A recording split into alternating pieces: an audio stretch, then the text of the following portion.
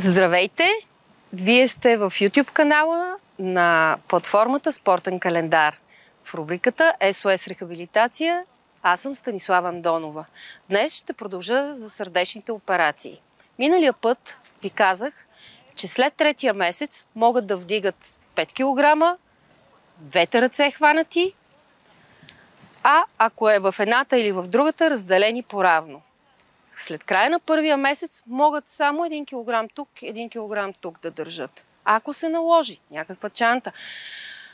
Хубаво е, когато излизат на разходка, и което е препоръчително да правят оперираните в рамките между първия и третия месец след операцията, да имат някаква цел. Да не е безцелно ходенето. Да не е да ходят, да приказват, да спрат, да това. Хубаво е от точка А до точка Б. Там има една пейка, днеска ще мина оттам и обратно, но да си почиват. Като седнат да почиват, да разполовяват дистанцията, която минават. Всеки ден да увеличават с по няколко метра. Ходенето в началото да не бъде екстремно, да не бъде по баири, да не бъде по неравни повърхности, камъни, рекички, нали? Да бъде в паркова среда. И винаги да има разполовяване на дистанцията. Да седнат, да си починат, да подишат.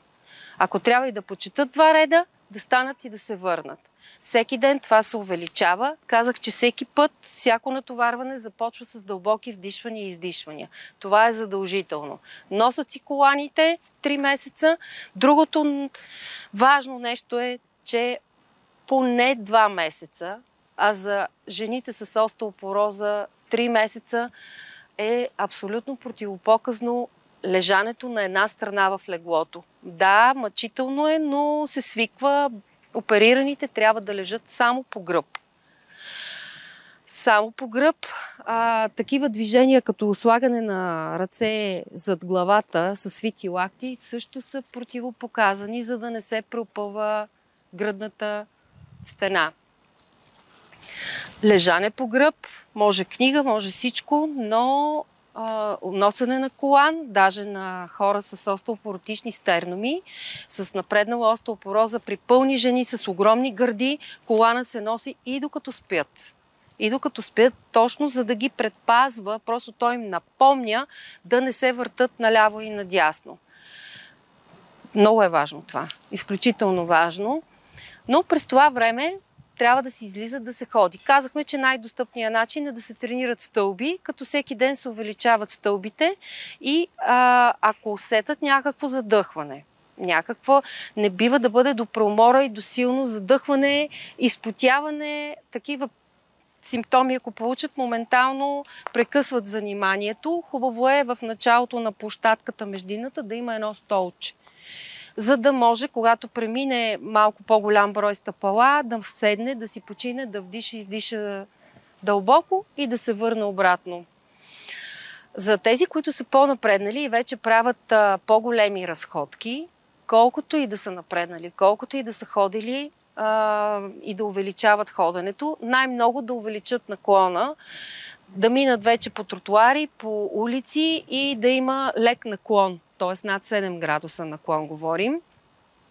Но въпреки всичко да внимават, ходенето да не бъде по топлите часове на деня. Това също е много важно. Да бъде рано сутрин, късно, по-късничко вечер. Слънцето и топлината не благоприятства тренировките след сърдечни операции. По принцип за всички сърдечно болни. Пиенето на вода също е много важна. Специалната диета, която те трябва да спазват. Диетата е храни богати на калий. В момента ги има. Това са праскови кайси, зеле, моркови. Всичките тези зеленчуци съдържат калий, който основно благоприятства работата на сърцето. Ядки също, смокини, ако няма диабет, нали, тук вече трябва малко по-задълбочено да говоря. Така, диетично хранене, безмазнинна диета, бели меса, това също влиза към рехабилитацията и трябва да се знае безсолно, без концентриран алкохол. За тези, които е съчетано с диабет, вече без захар. Спазват се всичките тези правила, дигането на тежко, разходките и се стига, като мине този 3-месечен период, до спортуването.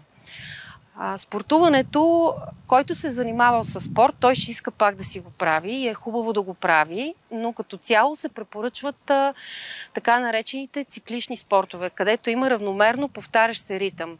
Това е гребане, който може велоаргометър, велосипед, вече защото гръдната кожа е зараснала, лек джогинг, крос-тренажорите в фитнесите, също да внимават с коремната стена, нали, за да не я увеличават. Много изключително благоприятства диафрагмалното дишане. Когато релаксират, когато отидат в фитнес, нека да свиват коленете, да стъпват с затворени очи и ръцете тук на диафрагмата, да вдишват и да издишват и да я притискат при издишване. Диафрагмата е мускул, който масажира сърдечния мускул. Това много добре ги релаксира и много добре им помага. Това от мен. Благодаря ви за вниманието. Ще се видим пак.